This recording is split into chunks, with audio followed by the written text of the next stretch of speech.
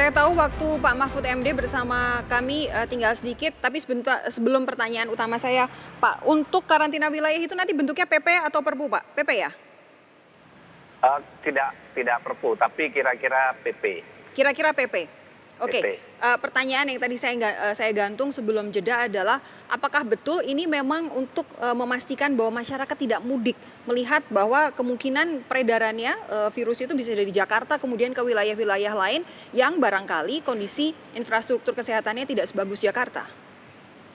Iya, begini, untuk memastikan masyarakat tidak mudik itu ada instrumen tersendiri ya. Ada instrumen larangan mudik. Ini karantina, soal penanganan penyakitnya. Soal mudik itu adalah event sendiri yang nanti akan diatur tersendiri. Tapi juga memang ada itu, untuk tindakan memastikan itu memang ada, tetapi tidak di dalam paket PP itu. Oke, Gitu.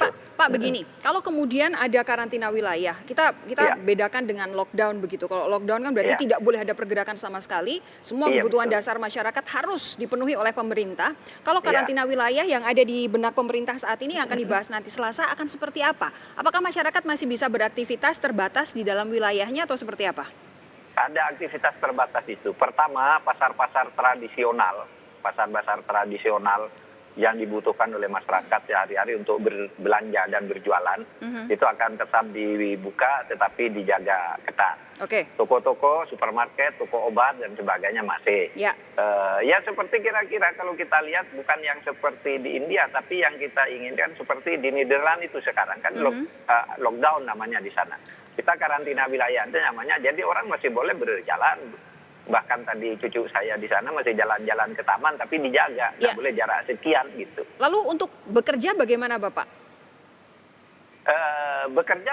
Bekerja di rumah. Kan begini, karantina wilayah itu nanti diusulkan oleh daerah masing-masing. Nah, daerah masing-masing itu menentukan pilihan apa yang akan dibatasi.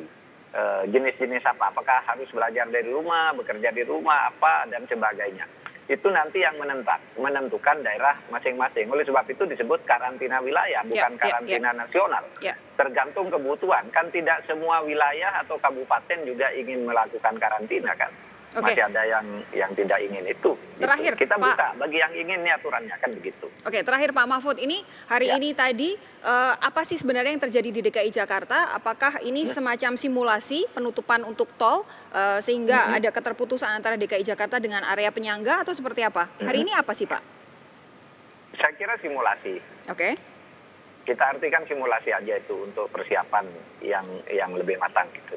Oke, jadi baru simulasi ya. Yang jelas nanti menunggu PP dari pemerintah. Ya. Siap. Jadi menunggu 2 hari lagi. Oke, kita tunggu hari Selasa. Pak Mahfud, terima kasih sudah bergabung bersama kami di Sapa Indonesia Malam. Saya langsung berbincang dengan Pak Ganjar kalau seperti itu. Ini nantinya semuanya akan diserahkan ke pemerintah daerah, Pak Ganjar. Kira-kira kalau untuk daerah Anda di Jawa Tengah akan diberlakukan seperti apa? Basisnya adalah peta, basisnya adalah data. Data yang kita miliki kita masukkan di dalam peta kita. Kalaulah kemudian daerah-daerah itu masih virgin, masih hijau, belum contaminated, itu sebenarnya bisa dikelola. Kelola saja daerah itu, dijaga dengan baik, aparatur sampai level bawah menjaganya, maka daerah ini insya Allah akan baik. Maka kalau itu daerahnya baik, mereka bisa beraktivitas di dalamnya. Jadi dibuatkan pagar. Daerah yang sudah merah, umpama, baik juga sebenarnya Mbak, basisnya itu adalah desa paling gede kecamatan, atau antar kecamatan, atau antar desa. Kalau itu bisa, maka di antara tanda petik ada pagar di sana yang melakukan kontrol, sehingga betul-betul kita melakukan checking yang ketat. Sebenarnya kalau kita mendeteksi dari awal, terus kemudian langsung dikunci, ini pengalaman Vietnam. Ini pengalaman Vietnam. Kita tidak bisa menggunakan pengalaman Hubei atau Wuhan yang selalu cepat sekali, terus kemudian selesai semuanya karena fasilitas bagus. Nah, agak mendekati mungkin pakai pengalaman Korea. Sehingga di Korea itu masih ada aktivitas orang jalan tapi ada physical distancing begitu ya. Oke. Nah yang gede-gede yang sosialnya sudah diturunkan. Sekarang yang tinggal kita hitung adalah simulasi yang mesti kita siapkan. Maka daerah-daerah nanti bisa kita petakan setelah punya data siapa sakit, bagaimana mereka saling berhubungan erat atau dekat, terus kemudian hasil tracingnya kelihatan dari dinas kesehatan, maka kemudian daerah itu bisa kita kategorikan zonanya merah, kuning, hijau. Oke. Begitu merah dikunci, hijaunya nyiapkan semuanya dengan preventif dan promotifnya. Yang merah kita siap-siap kuratifnya lebih tinggi gitu. Pak, begini, ini tadi kan diakui oleh Pak Mahfud bahwa memang dibikin PP terlebih dahulu karantina wilayah sebelum nanti masyarakat lebih banyak yang pulang ke kampung halaman dengan asumsi bahwa di wilayah-wilayah lain di Indonesia mungkin jangan-jangan infrastruktur kesehatannya tidak kurang memadai begitu. Nah, apa yang ingin Anda sampaikan? Ini kan berarti harus ada kerjasama. Bukan soal pemerintah pusat saja, tapi pemerintah daerah itu harus bekerja sama. Apa yang ingin Anda sampaikan terhadap wilayah-wilayah lain, provinsi-provinsi lain, gubernur-gubernur lain? Ya, saya kemarin diskusi sudah dengan Pak Ridwan Kamil. Gugus tugas kami sudah bicara dengan Sekda Pemda DKI, Pemda Jawa Barat, Pemda DIY, Pemda Jatim yang ada di sekitar kami. Hampir semua prinsipnya menyetujui kita saling menjaga wilayahnya, bukan saling menjaga KTP-nya, bukan saling menjaga sukunya, bukan saling menjaga asalnya.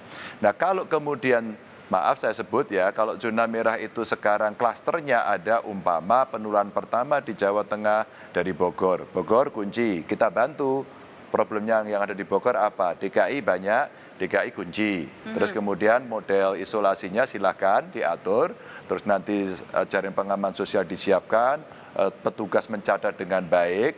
Terus kemudian budgetnya disiapkan. Apakah dari pusat, sharing dengan Pemda. Oh kami keberatan kalau seperti itu. Ya kami urunan.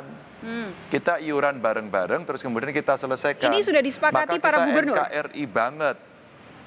Belum, kita baru usul. Kan ini kemudian mesti ditanggulangi dengan satu regulasi yang baik. Saya kira PP itu akan bisa menyelesaikan. Kalau nanti PP itu didorong, kita mesti siapkan.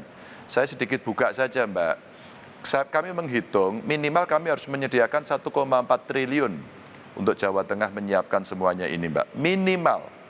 Dan kami sudah hitung, kalau boleh sedikit saya sampaikan, kalau insentif ekonomi, rescue untuk ekonomi, jaring pengaman ekonomi besok mau dibicarakan, itu sungguh menyejukkan para pengusaha. Statement Pak Presiden memang perlu ditindaklanjuti dengan keputusan ini. Apakah kemudian cicilan saya boleh mundur?